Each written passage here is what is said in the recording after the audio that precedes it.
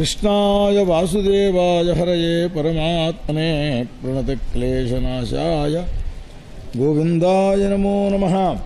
य एतत्पूतनामोक्षं कृष्णस्य अर्भकवद्भुतं शृणुयादु श्रद्धया मृत्यो गोविन्दे लभते रतिम्। इति श्रीमद्भागवते महापुराणे दशमस्कन्धे पूर्वार्धे षष्ठोऽध्यायः। श्रीकृष्णार्पणमस्तु। श्रीमद्गुरुचरणारविन्दाभ्यां नमो नमः। राजोवाच येन येनावतारेण भगवान् हरिणीश्वरः करोति कर्णरम्याणि मनोज्ञानि च नः प्रभोः।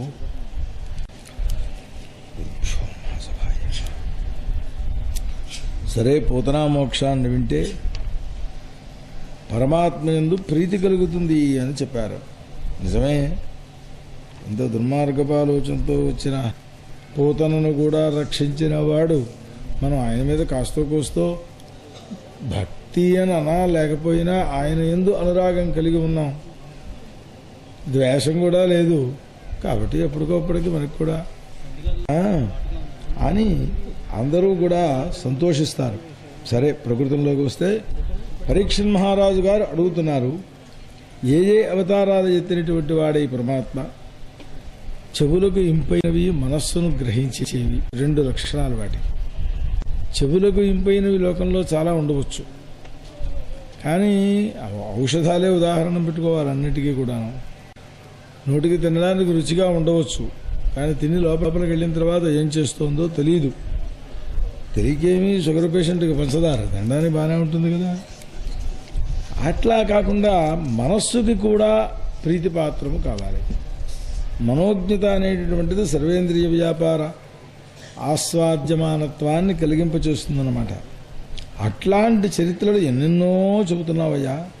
ఆయన చేస్తూ ఉన్నాడు, అందులో కొన్ని నువ్వు చెబుతున్నావు. వాటి వింటే ఏమవుతుంది అనని విన్నందువల్ల అవి చెవిలో పడిన తర్వాత ఆ లోపలికి వెళ్ళి మనస్సులో ఉంటూ ఉండేటటువంటి మాలిన్యాన్ని కడిగివేసేస్తాయి. అటువంటి మనస్సు శుద్ధిపడుతుంది. దానివల్ల మనస్సు శుద్ధిపడితే కలిగేది ఏమిటయ్యా అంటే భక్తి. భగవద్భక్తి వచ్చింది అనంటే భగవంతుని యొక్క భక్తులతో మైత్రి కూడా ఏర్పడుతుంది. అట్లాంటి హరి యొక్క అవతారాలు ఇంకా ఇంకా చెప్పాలి నువ్వు. కృష్ణ పరమాత్మ యొక్క ఇతర బాల చరిత్రలు ఏవైతే ఉన్నాయో వాటిన్నింటినీ మాకు చెప్పు అన్నారు. అంటే శ్రీ శుకులు వారు చెబుతున్నారు, ఇది చెప్పు అని అడగలేదు ఇక్కడ విశేషం. ఇది చెప్పు అని అడగకపోతే బాలచరిత్రములను చెప్పమన్నారు. ఇది వ్యాసుడు శ్రీశుకుడికి చెప్పిన భాగవతంలో ఉందా? అవకాశం లేదు కదా. ఇప్పుడు ఈయన అడిగిన ప్రశ్నకి కదా సమాధానం చెబుతున్నారు.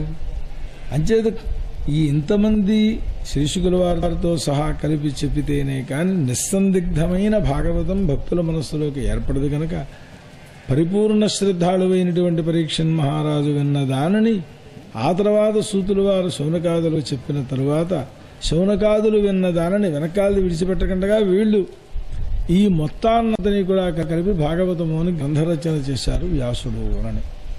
సరే, వాటికి అన్ని వ్యాఖ్యానాలే ఇవి. ఒకప్పుడు కృష్ణ పరమాత్మకు తలంటు పోస్తున్నది తల్లి. ఆ సమయంలో జన్మ నక్షత్రం కూడా వచ్చినది అని. అంటే పుట్టినరోజు అనేప్పటికీ ఏడాది దాటిపోయిందా అప్పుడే అనుకుంటారేమో. కాదు, చంటి పిల్లలకి ప్రతి నెల మొదటి సంవత్సరం పుట్టినరోజు చెయ్యాలి అని ధర్మశాస్త్రం చెబుతున్నది. అందులో కూడా నక్షత్రం ప్రధానం, తిథి కాదు. ఆ తర్వాతకు వచ్చేటప్పటికీ స్మార్త పద్ధతిలో అయితే తిథి, వైష్ణవ పద్ధతిలో అయితే నక్షత్రం, మళ్ళీ తిథి నక్షత్రం పూర్వ రోజున కలిస్తే పూర్వదివసం, పరదివసమందు కొంచెమైనా కలిస్తే పరదివసం. అలా కూడా కలవకపోతే 6 గడియల లోపులో ఉన్న రోజు విడిచిపెట్టి సూర్యోదయం నుంచి 6 గడియల వరకు ఉంటే ఆ రోజు తిథిని బట్టి జన్మదివసం. కాదయ్యా, ఇవాళ పొద్దున్న 5ంటికే 5:30కే సూర్యోదయం అయిన తర్వాత అరగంటకే వెళ్ళిపోతోంది అని అంటే తిథి కూడా పూర్వదివసం ముందు జన్మదివసం చేసుకోవాలన్నమాట. ఇట్లాగ ధర్మశాస్త్రాల్లో వారకడ నక్షత్రాన్ని గురించి చెబుతారు. సరే, ఇది ప్రకృతం ప్రతి మాసంలో వచ్చే పుట్టినరోజు అన్నమాట. అవుతుంటే ఆ గోపికలందరూ చుడు ఉన్నారు, ఏకత్రితమయ్యారన్నారు, ఒక చోట పోగుపడ్డారట.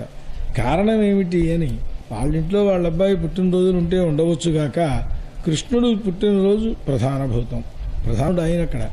ఆ కారణం చేత అంటే ప్రధానుడు అనంటే మన దృష్టిలో అక్కడ పరమాత్మ అవతరించాడు కనుక అని కాదు, గోపికలందరి దృష్టిలోనూ కూడా కృష్ణుడు ప్రధానం అని దీన్ని రామాయణంలో కూడా చెబుతారు.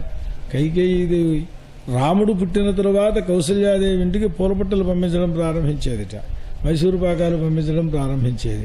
అంతకు పూర్వం అసలు పూలబుట్టలుంటూ ఆ కాంపౌండ్లోకి వచ్చిన తర్వాత కౌసల్యాదేవి ఇంటికి వెళ్ళడానికి వీల్లేదు, ఇక్కడ పోసేసి వెళ్ళిపోవలసిందే, ఆవిడ మామూలుగానే ఉండాలి. సవితి కదా. రాముడు పుట్టిన తర్వాత కనుకనే అస్తమాను కౌసల్యానందవర్ధన కౌసల్యానందవర్ధన అని వాల్మీకి మహర్షి చెబుతూ ఉంటారు అని. ఇక్కడ గోపికలు అందరూ కృష్ణుడి యందే లగ్నమైన మనస్సు కలిగిన వారై ఉన్నారు కనుక అసలు ఆయన నల్లబడిపోవడానికి కారణం ఏమిటో తెలిసిన, ఈ పుట్టిన కుర్రవాణి చూచి ఆ గోపికలందరూ వచ్చేసి కాటుక కళ్ళతో చూసేటప్పటికి నల్లబడిపోయినట్టు వాడు, అంత ప్రేమతో చూశారు వాళ్ళు. ఆ కాటుక కూడా చూపుల్లోంచి వచ్చేసేసి ఇక ఎన్ని సబ్బులెట్టి రుద్దినా పోని నల్లతనం వచ్చేసిందనమాట. అంత ప్రేమ కలిగిన వారు కనుక వాడు ఈ గోపికల యొక్క మధ్యలో మంచి చక్కగా సుగంధ తైలాలు వగైరా వగైరా పట్టుకొచ్చి ఆ అభిషేచన స్నానం చేయించారు.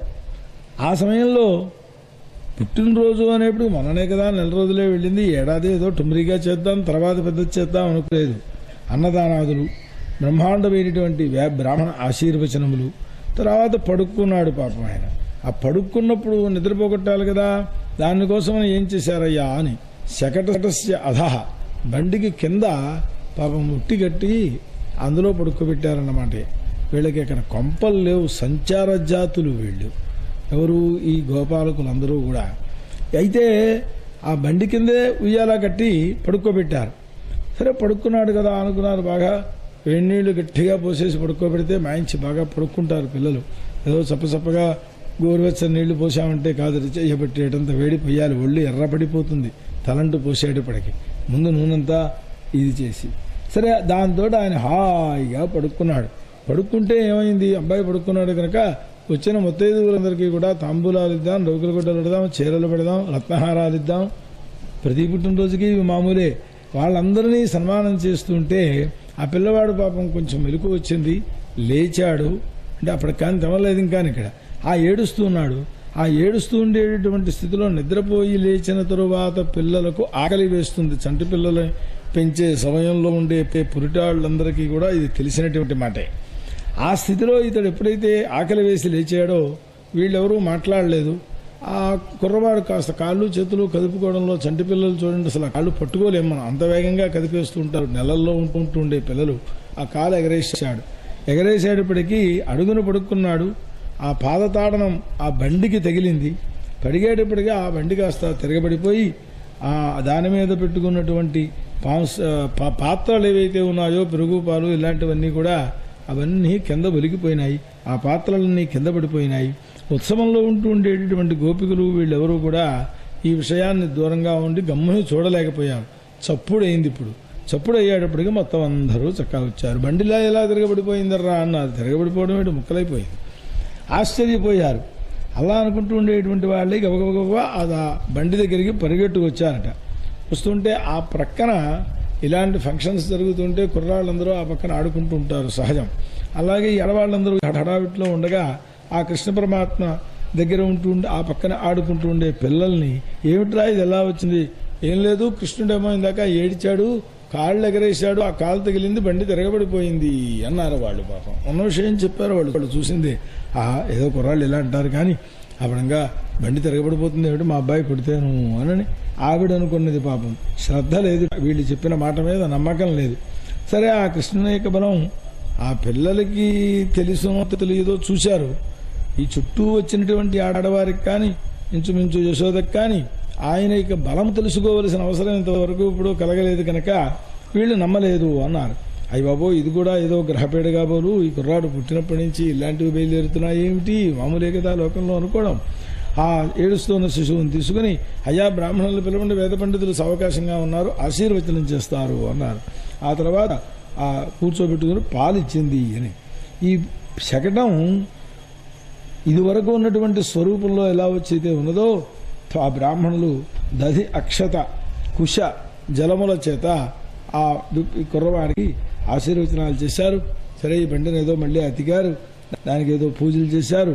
ఇక్కడ ఏమిటి విషయం అనంటే వాళ్ళు అనుకుంటున్నారు అసూయ, వృషావాదనం అంటే అసత్య భాషణం, ఆ తర్వాత హింస, దంభం, ఇవేవీ లేనటువంటి వారై ఉండాలి బ్రాహ్మణులు. మైత్రో బ్రాహ్మణ ఉచ్యతే అని మైత్రి కావాలి బ్రాహ్మణుని యొక్క హృదయంలో, ఎప్పుడు కూడా సర్వభూత మైత్రి కావాలి. అట్లాంటి వాళ్ళు చేసిన ఆశీర్వచనాలు వ్యర్థమవుతారా ఏమిటయ్యా? కాబట్టి మనకిప్పుడు కుర్రవాడు క్షేమంగా ఉన్నాడు, బండి కింద పడిపోయి ముక్కలైపోతూ ఉండే పరిస్థితుల్లో కూడా అని పాపం వాళ్ళు చాలా ఆనందాన్ని పొందారు. ఆ తర్వాత మొన్నాడు బ్రాహ్మణులను మళ్ళీ పిలిచి, అయ్యా ఇలాంటి ఇబ్బందులు కలక్కండగా ఋగ్వేద మంత్రాలు, యజుర్వేదాలు, సామవేదాలు, ఆధర్వణ వేదాలు, మొత్తం అన్ని మంత్రాల్లో శాంతులు ఏమున్నాయో అన్ని రకాల అభిషేకాలు కుర్రాడికి చేసేయండి అన్నారు. ఇది తర్వాత స్వస్తివచనాలు పలికారు. ఇక్కడ విశేషం షడ్రస సంయుక్తమైనటువంటి భోజనాలు పెట్టారట వాళ్ళు. ఆ విప్రులందరూ ఆశీర్వచనాలు ఇచ్చారు. వాళ్ళు మంత్రవేత్తల ఆశీర్వచనములు ఎప్పుడూ పోవు.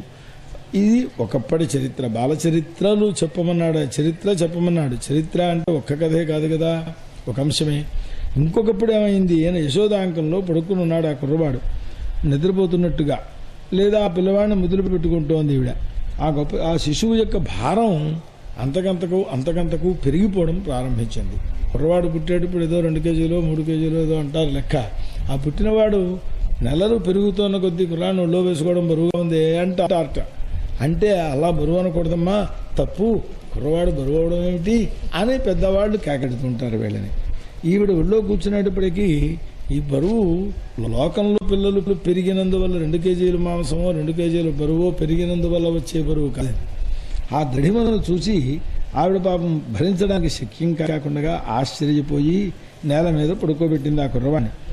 ఇతడు ఇంత బరువు అయిపోయినాడు అనంటే ఏదో పరమేశ్వరుని యొక్క అనుగ్రహమో పరమేశ్వరుడేనో అని ఒక్క భావన వచ్చింది. సరే, మామూలుగా ఇంట్లో పాలు కాచుకోవడం, పెరుగు తోడెట్టుకోవడం, ఇవన్నీ మామూలుగా ఇంట్లో పలకి వెళ్ళింది.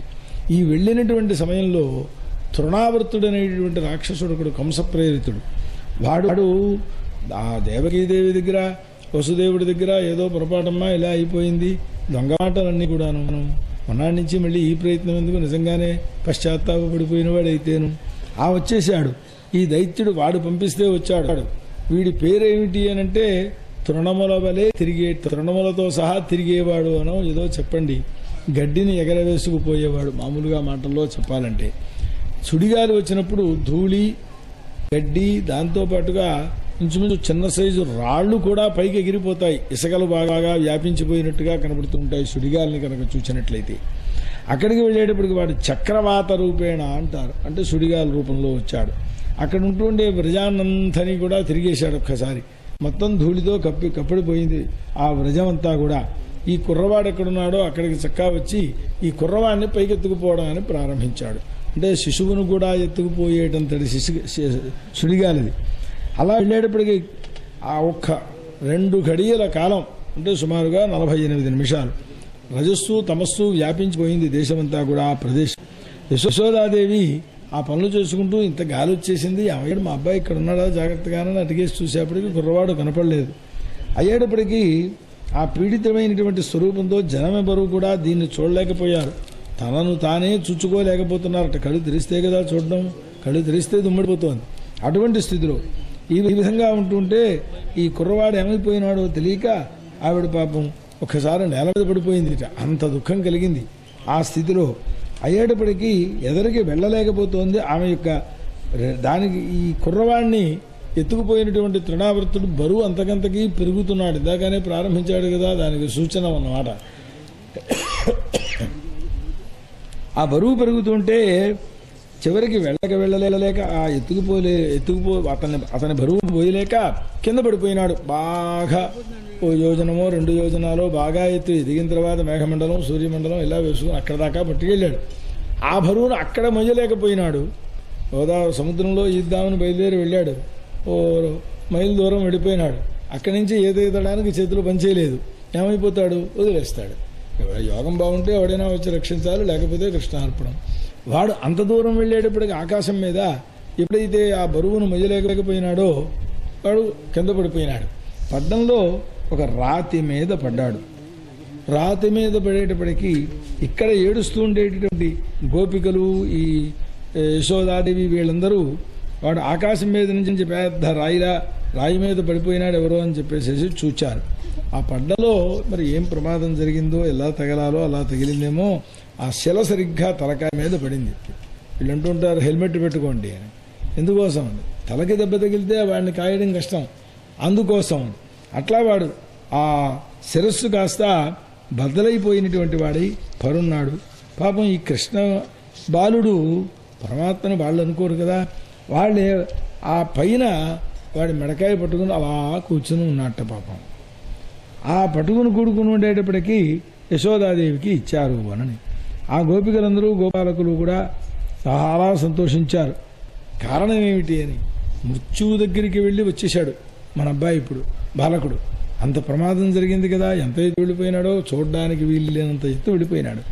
సరే, ఆ బాలకుడు మళ్ళీ జీవించి ఉన్నాడు అనే కాదు, కనీసపు వెంట్రుకు కూడా వాళ్ళు ఎదురా అంటుంటారు చూడండి, అట్లా ఏ కొంచెము తేడా లేకుండా కుర్రవాడుగా హాయిగా మనకి లభించాడు. చాలా ఆనందము అన్నారు. అందుచేత ఇక్కడ విశేషం ఏమిటి అంటే, ఆ పాపాత్ముడు కూడా రాక్షసుడు వాడి పాపం వల్లే మరణించాడు. ఎవడైనా లోకంలో అందరినీ బాగా చూస్తే వాడు బాగా ఉంటాడు, అందరూ చూడకపోతే అలాగే కుర్రాన్ని ఎత్తుకుపోవడం ఏమవుతుంది, బాగా జరిగింది వాడికి అన్నారు. ఈ విధంగా లోకంలో ఎవరైనా మనం పూర్వజన్మల్లో ఎన్నో తపస్సులు చేస్తుంటాం, విష్ణువుని ఆరాధించి ఉంటాం, ఆ పుణ్యం ఏదో మన్ని రక్షించి మన కుర్రవాడు క్షేమంగా తిరిగి వచ్చాడు అని అనుకున్నారు. పాపం అప్పుడు కూడా వాళ్ళు పుణ్యమే కారణం అని అనుకున్నారు, సంశయం ఏం లేదు. ఇలాంటి అద్భుతములైనటువంటి వృజంలో ఉత్పాతాలు ఎన్నెన్నో బయలుదేరుతుంటే మళ్ళీ ఒకసారి వసుదేవుడు గుర్తుకొచ్చాడు. వసుదేవుడు ఇంటికి వెళ్ళమని చెప్పింది ఎందుకంటే వీళ్ళబ్బాయి ఉన్నాడు కదా అని ఆయన చెప్పాడు. వీళ్ళబ్బాయి అని అనుకుని ఈయన పోషిస్తున్నాడు. ఎవరికి అబ్బాయి? వాస్తవంలో చూస్తే పరమాత్మ అంటే వసుదేవుడు కూడా మామూలు మల్లగా పుట్టిన అబ్బాయి కాదు. ఏమేని మనకి ప్రాచీనంలో దేవకీదేవి వసుదేవుడు జైల్లో ఉన్న వృత్తాంతాలు చూపిస్తూ ఉంటారు. ఈ పక్కని జైల్లో దేవకీదేవి ఉంటే ఈ పక్కన జైల్లో వసుదేవుడు ఉంటాడు. వీళ్ళకి పిల్లలు ఎలా పుట్టారండి అని. అందుచేతనే మన ఆవిశ్య అని చెబుతుంటారు.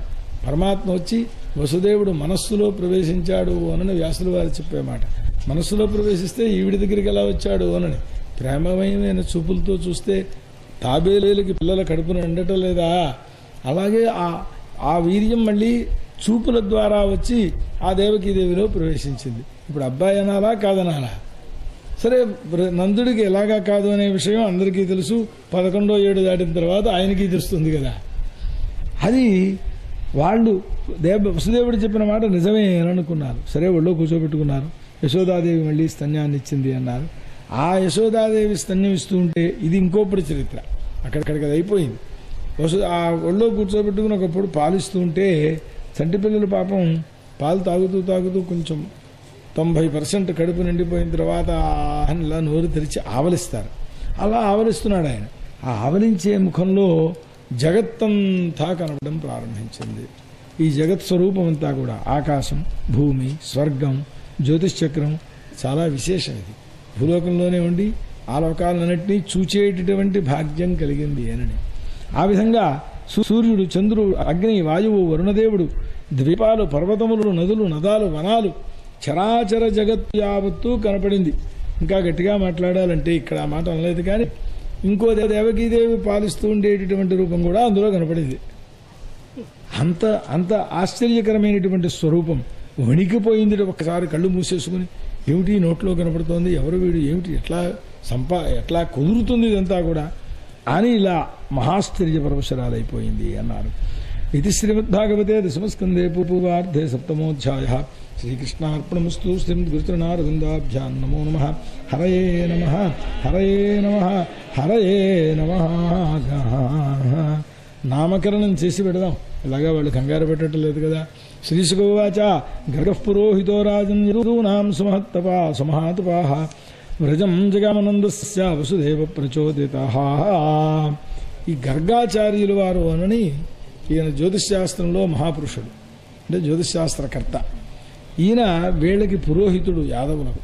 వసుదేవుడికి ఈయన పురోహితుడు అన్నమాట. పురోహితుడిని విడిచిపెట్టి ఇంకొకరి దగ్గరికి వెళుతూ ఉండకూడదు.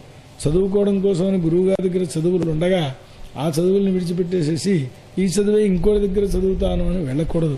శాస్త్రం చెబుతుంది ఆయన దగ్గర ఎన్ని విద్యలు ఉన్నాయో అన్నీ నేర్చుకున్నాక ఇంకోటి దగ్గరికి వెళ్ళొచ్చు తప్ప అక్కడ ఇంకా చదువుకోవాల్సింది ఉండగానే బయలుదేరి నేను వెళ్ళిపోతానండి అంటే అదో దోషం.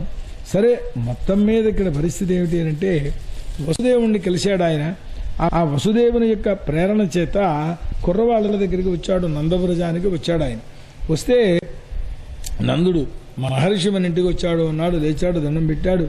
మరి సాక్షాత్ ఈశ్వరుడే మన ఇంటికి వచ్చాడు అని భావన చేశాడు.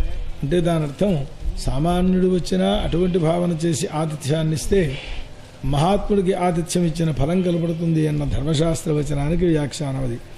ఆ తర్వాత ఆతిథ్యం అంతా అయిపోయిన తర్వాత ఈ నందుడు మహర్షితో అంటాడు, ఏమయ్యా చాలా మంచివాడు నువ్వు పూర్ణకాముడు, నీకేది కావాలనేటటువంటి ఇచ్చ లేదు, నీకేం చేయగలం మేము సేవ చేయాలి అని అంటే, నీ వంటి వారు మా ఇంట్లోకి వచ్చారు అంటే మీ యాత్రలలో ఇక్కడ స్వార్థం అనేటటువంటిది కనబడదు. అది గృహస్థులను ఉత్తములనుగా చేయడం కోసమని మాత్రమే నీ యొక్క యాత్ర ప్రయోజనం. పైగా నువ్వు అతీంద్రియ జ్ఞానాన్ని కల్పింపజేసేటటువంటి జ్యోతిష్శాస్త్రాన్ని రచించావు. ఈ ఎవడైనా భూతం భవ్యం భవిష్యత్తు మొత్తం అంతా తెలుసుకోవాలి అని అంటే అది నీ వల్ల అవుతుంది. బ్రాహ్మణుడు జన్మన మరి మనుష్యులందరికీ కూడా గురువు అవుతాడు అనని ఈ మాటే అంటారు మనుస్మృతిలో, ఏతద్దేశ ప్రసూతస్య సకాశాత్ అగ్రజన్మన అని. భారతదేశంలో పుట్టిన ఉత్తమ బ్రాహ్మణుడైనటువంటి వాడి వల్ల ఎలా దినచర్య కావాలో దాన్ని నేర్చుకోండయ్యా అన్నాడు. వైవస్వత మనువు ఆది కాలంలో కృతయుగంలో అంటే సుమారుగా ఇప్పటికి 27 మహాయుగాలకు పూర్వం. సరే, బ్రహ్మవేత్తలలో చాలా శ్రేష్టమైనటువంటి వాడు. మా పిల్లలు ఇంట్లో 2 ఉన్నారు. ఎవరిద్దరు? బలరాముడు ఒకడున్నాడు. ఆయన ఇప్పుడే పుట్టి సుమారు 8 మాసాలు అయిపోయింది, ఇంతవరకు నామకరణం జరగలేదు. ఈయన మొన్ననే పుట్టాడు. సంవత్సరం అయిపోయి ఉంటుంది, బహుశా సంవత్సరం పూర్ణమై ఉండదు. ఎందుకంటే 2వ సంవత్సరంలో నామకరణం చేయకూడదు, మొదటి సంవత్సరంలోనే చేయాలి కనుక. అయితే సంస్కారములు చెయ్యాలి, జాతకర్మ నామకరణం ఇవన్నీ కూడాను అన్నారట. అంటే ఆయన అంటాడు, ఏమయ్యో నేను సంస్కారం చేస్తే నేను వాళ్ళ పురోహితుడిని కనుక ఈ పిల్లలకి సంస్కారం ఆయన వచ్చి చేశాడు అంటే వీళ్ళు ఏదో గుడిపుఠాణి చేస్తున్నారు, వసుదేవపుత్రులు వీళ్ళని వాళ్ళు అనుకునే ప్రమాదం ఉన్నది. అంచేత నేను ఎప్పుడూ యాదవులకందరికీ ఆచార్యుల్లా ఉన్నాను. వాడు కంసుడు పాపమతి, వాడికి తోచకపోతే నారదుడు వచ్చి చెబుతాడు. ఇందాక చెప్పారు కదా, 8వ కుర్రవాడిని ఎలా లెక్కట్టాలి, 8 వేళ్ళు ఎక్కడి నుంచి కడితే వద్దని అన్నారు. అన్నీ 8వ వేళ్లే అయిపోయాయి. అందుకోసం అని చెప్పి వాడికి భయం వేసింది. అట్లా వాడు పాపమతి గనక దేవకి యొక్క అష్టమ గర్భం కన్య అవ్వకూడదు అని అనుకున్నట్టవాడు. ఎందుకంటే అశరీరవాణి చెప్పినటువంటి మాట, ఈమె యొక్క 8వ గర్భం నిన్ను సంహరిస్తాడు అన్నది ఆమె. ఈ అమ్మాయి పుట్టిందేమిటి, ఆమె సంహరిస్తాడుకి సరిపోలేదు కదా. కాబట్టి ఇతడే దేవకి సుతుడు అనుకుని సంహరించే ప్రమాదం ఉన్నదయా, చాలా ప్రమాదం అయిపోతుంది అన్నారు. దానికేముందండి, ఇదంతా ఎప్పుడు తోరణాలు కట్టి పెద్ద హడావిడి చేసి, అది పుట్టినరోజు అయితే చేశాడు హడావిడి, ఎంత చేశాడో వెనకాలనుకున్నాం కాసేపు. నామకరణం వాళ్ళకి సంస్కారములు అనేటప్పటికీ కనుకనే ఆయన ఏం చెబుతున్నాడు ఇక్కడ, మా వాళ్ళను కూడా పిలవను, అదిగో ఆ మూల గదిలో కూర్చొని వీళ్ళిద్దరికీ సంస్కారాలు చేసేసి, వయస్సు దాటిపోతోంది, ఎవడో దొరకంతకాలం అట్టే పెట్టాం అక్కడ అని చెప్పాడు. మామకి అక్కడ వాళ్ళు చెప్పడంలో ఎంత జాగరూకతతో చెబుతారు అనంటే, అలక్షిత అస్మిన్ రహసి మామకైరపి గోత్రజై. మా వంశంలో పుట్టిన వాళ్ళకు కూడా ఎవరిని పిలిచేయలేదు. మా తమ్ముడు ఉన్నాడు అక్కడ ఏదో, లేదా పెద్ద ఆయన ఉపనందుడు ఉన్నాడు, ఎవ్వరూ లేరు, నువ్వు ఒక్కడివే అలా చేసేయవలసింది అన్నారు. అంటే శిశుకులు వారు చెబుతారు, ఇలా ప్రార్థన చూచినటువంటి వాడై తాను అనుకున్నది విషయాన్ని వచ్చింది ఎందుకు వచ్చాడు, వీళ్ళకి సంస్కారాలు చేయడం కోసమనే. ఆ కోసం వచ్చినవాడు మార్గం ఏర్పడిపోయింది కదా. సరే అయితే నేను వచ్చినట్టుగా ఎవరికి ఊళ్ళో కూడా అప్పుడే ప్రకటించకు, నేను ఏదో తెల్లారగట్టే ఇక్కడికి చక్కగా వచ్చాను కనుక అన్నట్టుగా కూర్చోబెట్టి చక్కగా వారికి నామకరణాలను చేశారట. చేసి గర్గాచార్యులు వారు చెబుతారు అప్పుడు, ఓ నందా, ఈ రోహిణీపుత్రుడున్నాడు చూచారా, ఇతడు స్వజనులనందరినీ కూడా ఆయన దగ్గరికి పెడితే చాలు, ఆయన వారు అని మనం అనుకుంటే చాలు, ఆయన అనుకోక్కర్లేదు మని, ఆయనని మేము సేవిద్దాం, ఇక్కడి నుంచి వెళ్ళి ఎక్కడో ఉన్నాడు అక్కడికి వెళదాం అనుకుని ఇక్కడ అనుకుంటే చాలట వాళ్ళని కూడా ఆనందింపచేసేస్తూ ఉంటాడు. అతయేవ రామ, ఎప్పుడు అందరినీ ఆనందపరిచేవాడు రాముడవుతాడు అని ఈ పేరు ఉంటుందయ్యా. బలం చాలా పెద్దది కనుక బలుడు అని కూడా పిలుస్తారు. రెండూ కలిపితే బలరాం అయిపోయింది అనమాట. ఆ తర్వాత వీరికి ఐకమత్యాన్ని లోకానికి కలిగింప చేయడం కోసం యాదవులకందరికీ చాలా ప్రయత్నం చేస్తాడు కనుక సంకర్షణుడు అని కూడా ఇతన్ని పిలుస్తారు. ఆ తర్వాత ఇంకా రెండవ అబ్బాయి అన్నాడు మీ ఇంట్లో కుర్రవాడు.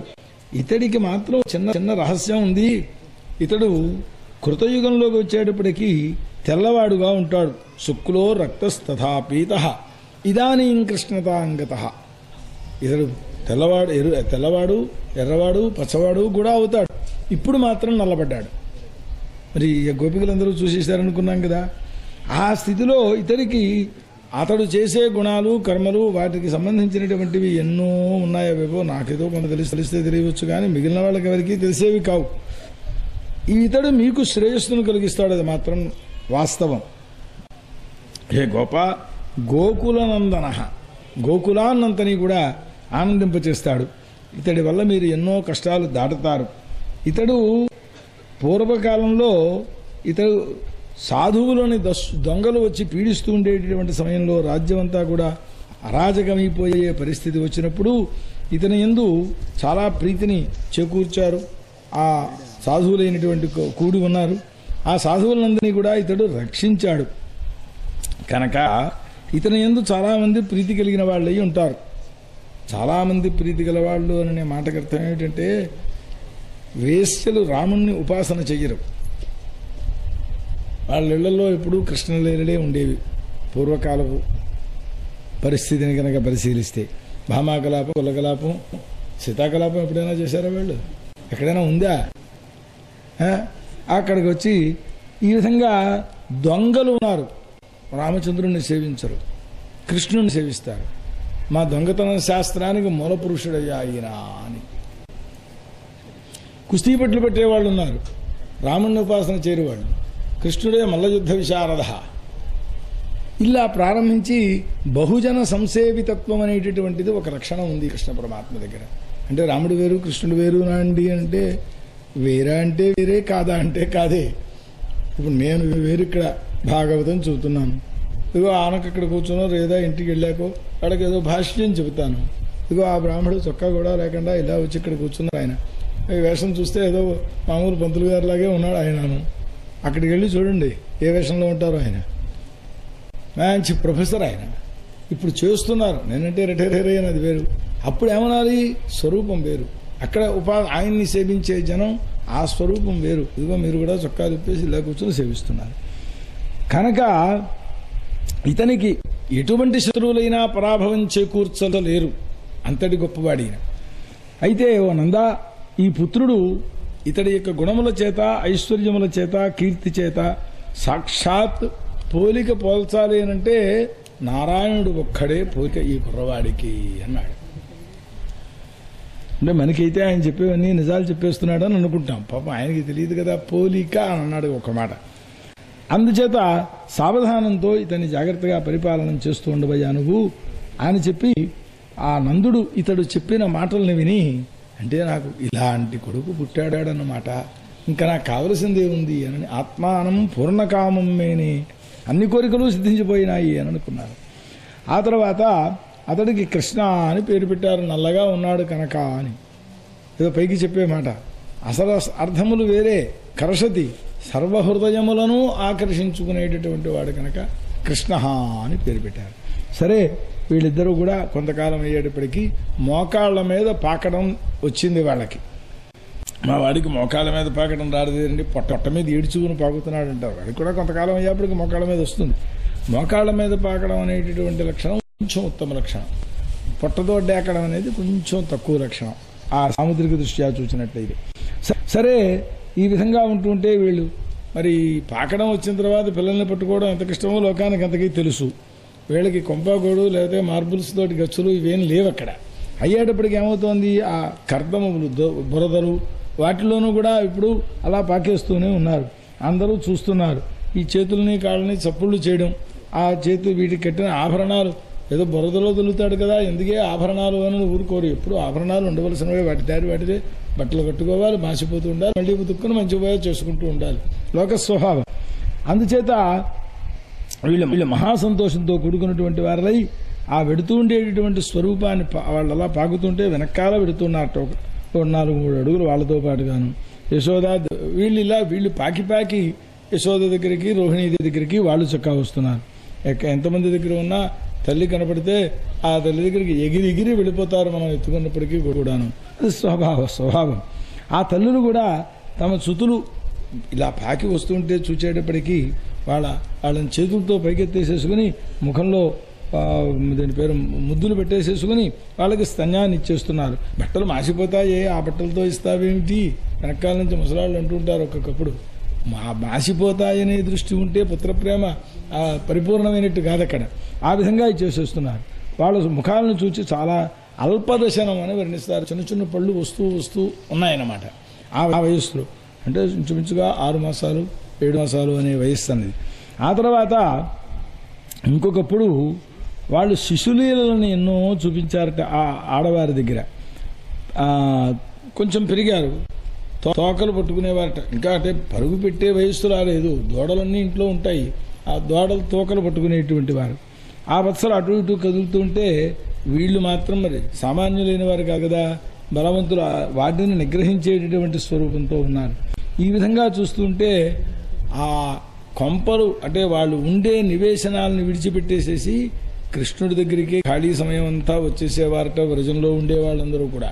ఈ స్త్రీలు నవ్వుతూ ఆనందాన్ని పొందుతూ ఉండేవారు. ఈ విధంగా కొంచెం వయస్సు వచ్చిన మళ్ళీని కొమ్ములు కలిగిన పశువులు, తర్వాత అగ్ని, జలము, పక్షులు, ముళ్ళు ఇవన్నీ కూడా చుట్టూ ఉంటూ ఉంటాయి. ఆ ఉన్నటువంటి వాటి దగ్గరికి వెళ్తారేమో వీళ్ళని మహాభయంతో గృహకృత్యాలను కూడా విడిచిపెట్టి ఏ పని చేయలేకపోతున్నారట. నిన్ననే ఎవరో అన్నారు, మా మనవడు అల్లరి చేస్తున్నాడండి అని. అల్లరి చేయడం, ఎంత అల్లరి చేస్తే పెద్దయ్యాక అంత గొప్పవాడు అవుతారు. పిల్లలు అల్లరి చేస్తున్నారని బాధపడిపోకండి, వాడు బాగా హుషారుగా అల్లరి చేసేస్తూ ఉండాలి. ఎంతసేపు ఏదో గిన్నెలు బదలగొట్టేస్తున్నాడు, మరీ మంచిది. వాడు ఇంకా పెద్ద మేడలు కట్టేస్తాడనమాట.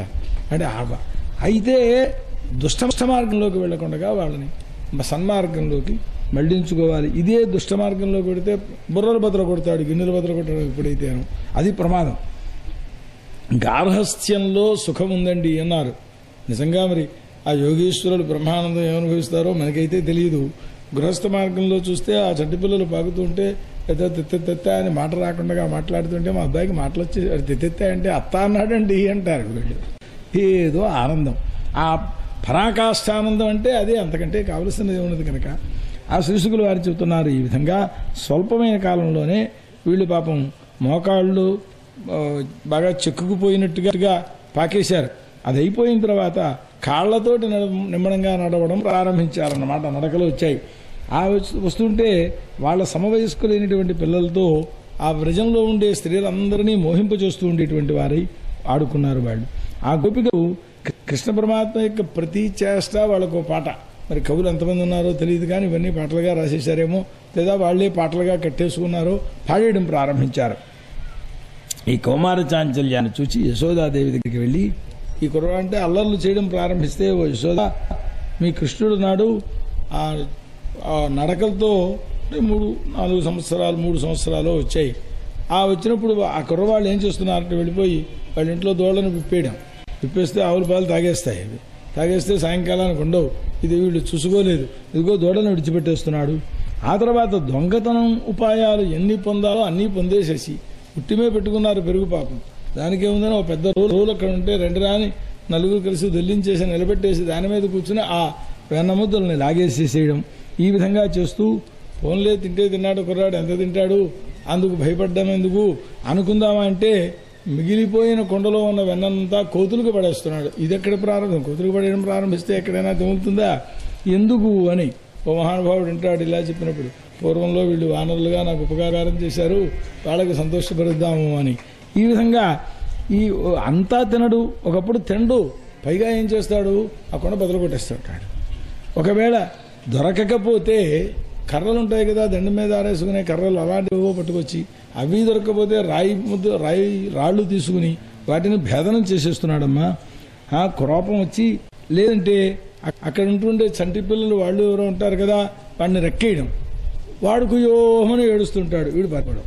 ఇలాగా ఎత్తైనటువంటివి చేతికి దొరక్కపోతే ఇందాక చెప్పినటువంటి రీతిలో వాటిని బదలు కొట్టేస్తున్నాడు.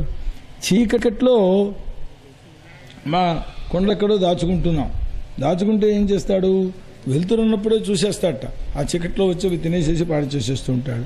ఇలాగా ఎంత అల్లరి చేస్తున్నాడు అన్నమ్మా, భరించలేకపోతున్నాం. మరి పైగా చక్కగా ఇల్లు అలంకరించుకుని పెట్టుకున్నారట వాళ్ళు, ముగ్గురు గట్రా వేసేసుకుని అక్కడ కూర్చుని జాగ్రత్తగా మనం మలోత్సర్గం మూత్రోత్సర్గం, ఇదేమిటరా నా కోసమే కదా ముగ్గులేశారు అంటాడు. ఇప్పుడు నీ దగ్గరికి వచ్చినప్పుడు మాత్రం చాలా మంచి కుర్రవాడుగా, రాముడు బుద్ధిమంతు బాలుడు, రాముడు వంటివాడు అన్నట్టుగాను ఉంటున్నాడు అని చెప్పి ఈ వృత్తాంతాలన్నింటినీ చెప్పారు.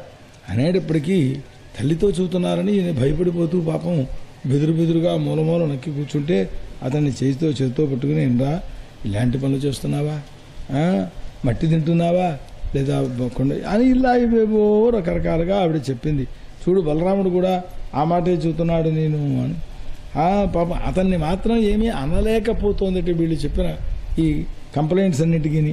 సరే, ఒకప్పుడు ఆ మట్టిలో ఆడుకుంటూ ఉంటే బలరాముడు చెప్పిన మాటను విని చేత్తో పట్టుకుని మట్టి తింటున్నావుట, బలరాముడు కూడా చెబుతున్నాడు నిన్ను ఏం చేస్తానో చూడు అంది.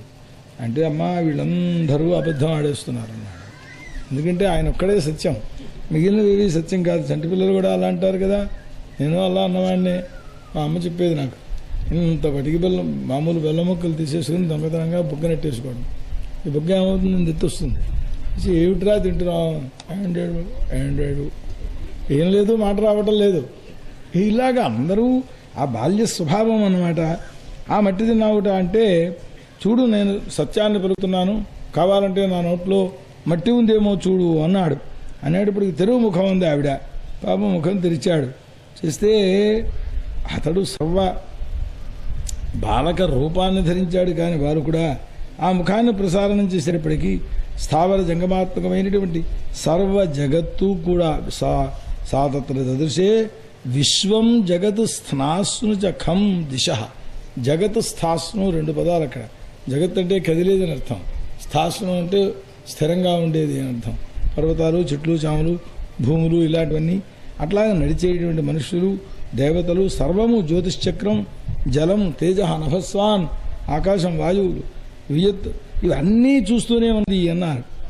ఇవన్నీ చూసేటప్పటికీ అందులో ఇక్కడ ఉన్నది ఆ మాట స్వసహితం, తనతో కూడా ఉంటూ ఉండేటటువంటి సమస్తమైనని కూడా అందులో చూచినది అనని.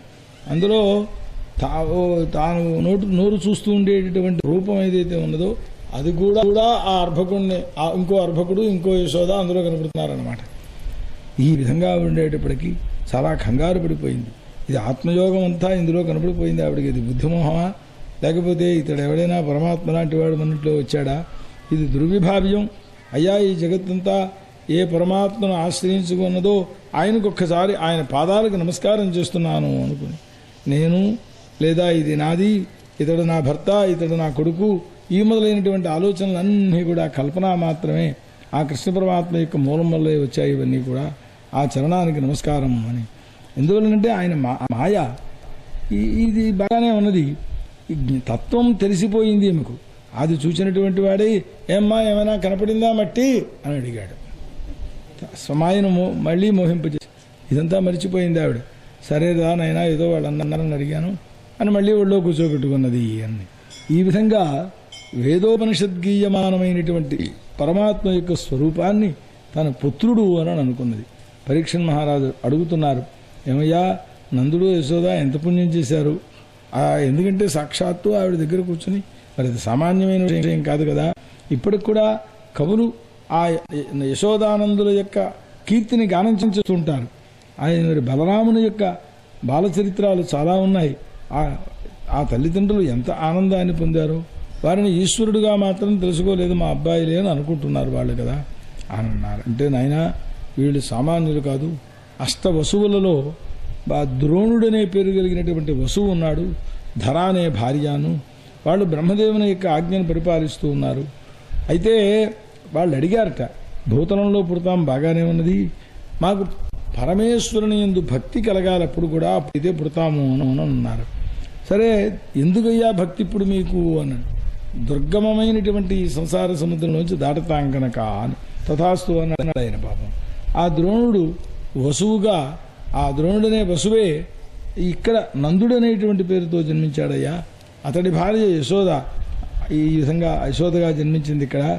అందుచేత వాళ్ళు పుత్రుడైనటువంటి పరమాత్మ యందు ఈ దంపతులై తల్లిదండ్రులుగా వ్యవహరించడం కోసమని పుట్టారు వాళ్ళు ఇక్కడికి. అందుచేత ఇంతటి భక్తి ఏర్పడింది.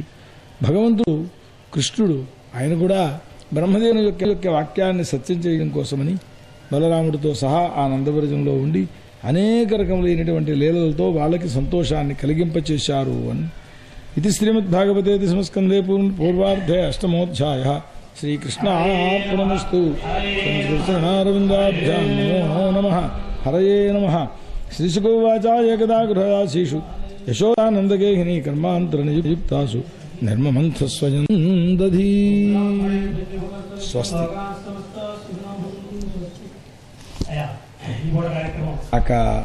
లౌకిక వ్యవహారంలో కూడా చూస్తే ఆ చిన్నపిల్లలు ఇలాంటి పనులు చేస్తూ ఉంటే ఎంత ఆనందంగా ఉంటుంది. గృహస్థాశ్రమ ఆనంద కాష్ఠ అంటారు, దాంట్లో ఆనంద పరాకాష్ఠ వచ్చేసింది అని.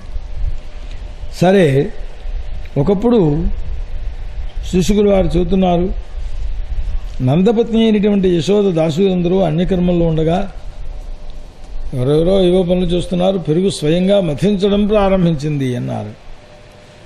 ఆ సమయంలో కూడా కృష్ణ పరమాత్మ యొక్క చరిత్రను, లోకంలో ఉన్నటువంటి వాటినన్నింటినీ కూడా సంస్మరణం చేసుకుంటోంది ఆవిడ. ఆమె బాగా కొంచెం కృష్ణుని కన్నప్పుడు ఆవిడ వయస్సు ఎంత అని పోతన గారు పాపం మా యశోద చిండ్రి కృష్ణుని గనియన్ ఏదో సదుతులార రెండు సూతము రెండు అంటూ ఏదో పద్యం రాశాడు అక్కడ ఆయన. మా యశోద చిన్ని కృష్ణుని కన్నది. చిన్ని కృష్ణుడు కాకపోతే పెద్ద కృష్ణుని కనేవారు ఎవరైనా ఇంకోవారు ఉంటారా ఎక్కడైనా? ఇంకా గట్టిగా మాట్లాడితే వస్తుత